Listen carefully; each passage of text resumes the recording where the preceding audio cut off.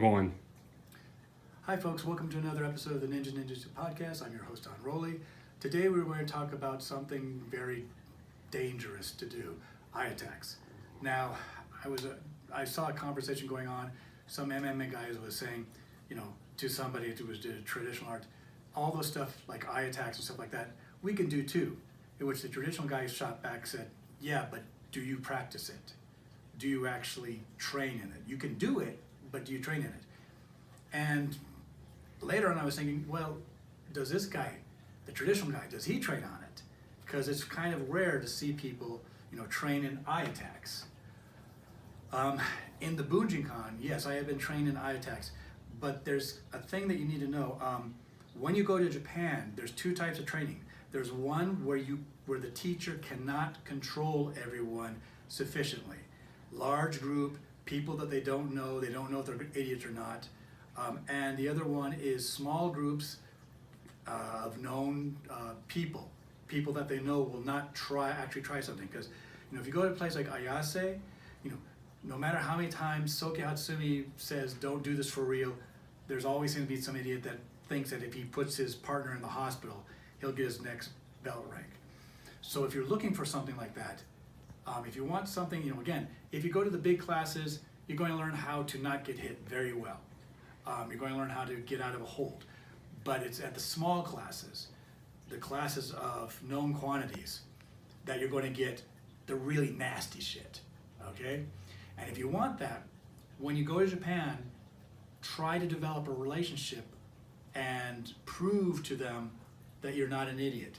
A lot of people, train with whoever they can, but if you make sure that a teacher knows that you will not abuse this information and will not actually do something stupid to hurt your partner, then you're going to start seeing this stuff. And let's face it, eye attacks are outlawed in MMA for a damn good reason. I mean, you can basically blind somebody. And I would, most people I think would rather lose their legs than their eyes. I mean, that's it for me. But eye attacks are there's a gamut. One of them is just this, boom. And trust me, if somebody has never ever had a finger in their eye, they freak. I do not have a lot of personal experience with this, but I know a lot of people that were like bouncers and did a lot of things, and like somebody grabs them, they just go like that and immediately freak out. They can't do anything. But really, there's other things. But if you're going to train it, you're going to need two things in class. You can train it with a bob really easily. But if you're going to do it in class, something like this is necessary, okay? These are fairly cheap, goggles for swimming, just put them on. The big problem with something like this is that they fog up. In Japan, they do a lot of airsoft survival gun training, the survival game, and they've got masks that basically are like mesh, so they don't fog up. They're metal mesh, so you can basically hit the eyes. And it's not as close as this, but yeah, they don't fog up. But this is one thing you need. Another thing you might not have thought of, hand sanitizer. Because when you're here like this, you've got your nasty ass hand right here where he's going to do this. You don't know if, I don't know if my students have washed their hands after they go to the bathroom. And they're going to put their hand here, right, and they're going to have their fingers close to the eyes and all that. Oh, no. And even if they do wash their hands before they come to class, you need to have them use this between changing partners, because you're not going to put your hand right here, get it breathed all over, and then put it on somebody else's face. So you can have that transfer. So yeah, you train with one partner, you put hand sanitizer on, you go train with somebody else. So you need hand sanitizer and eye protection if you're going to practice it in class. Both are fairly inexpensive. Now, in terms of eye attack types, there's several ones. They're just straight in like this, just boom like that. That's good for like real quick things. Somebody's in your face, he's coming back to pull a punch, boom, just like that, and then go from there. That starts the party. It won't stop the fight, but it basically starts the dance real nice. Another one, basically run your hand down, boom like that. Again, this isn't all that, this is probably the least damaging of all of them. But again, freak factor is way up there. Now, one thing that is really big for eye attacks is the use of the shakoken. And people just do not take shakoken as seriously as they should. I mean, people talk about punching the face. You're going to break your knuckles. Palm strikes, palm strikes, palm strikes. But when you do a palm strike, boom, like this underneath the lid, underneath the chin.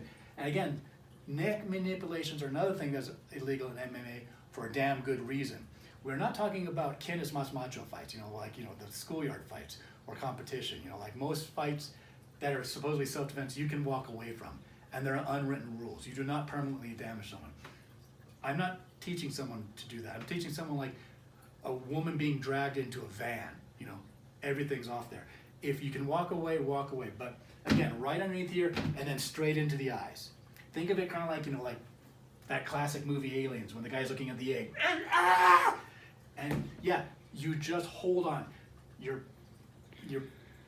This area, whatever the heck you call it, is controlling the chin and running it around while you're basically doing this in the eyes. Now, do not try this for real. This is for information purposes only. If you try to sue me because you mess around with it, I don't got much money anyways. So, boom, like this. But yeah, and it's also a good follow-up for a lot of techniques. For example, like, shuto to the neck. Boom, that will basically get it like a brownout most of the time. Boom, but immediately right there. That's how I train, with a bop. I love training with a bop. Boom, right there, into the eyes. Now they've got something going on. In case you haven't noticed, Bunjin-kan really excels at what I call halitosis range, like right here. He can smell what I had for breakfast, halitosis range. We're a little bit, once we're inside, we like to stay inside. We are always able to get the heck out of there. We don't commit to anything that, we can jump back and run whenever the chance pretends, but we're like this. And yeah, and we do nasty things to the neck, to the eyes and stuff like that. But take proper precautions when you train in this. Make sure everyone's got eye protection. Make sure people know that even with eye protection, you don't do it full power. And you've got to get used to training to hitting the eyes. And if you got a bob, basically that's great right there. But if you're in class, again, eye protection. Eye protection also works pretty good because you get used to the eyes coming in. It still freaks you out, but the first time is bad. It gets less bad when you get used to it, so you can still function if somebody tries this in a real fight. So the uke wearing the eyeglasses and getting hit in the eyes, he's learning something too. He's learning not to freak out, just keep going, close his eyes and do blind, Zatoichi style for a while. But that's it. If you have any questions, comments, put them in the comments section. I'll try to answer them if I can and I feel like it. And hit subscribe if you like. Hit the like button if you think this is the type of thing I should be putting out. And I'll see you next time. Thanks.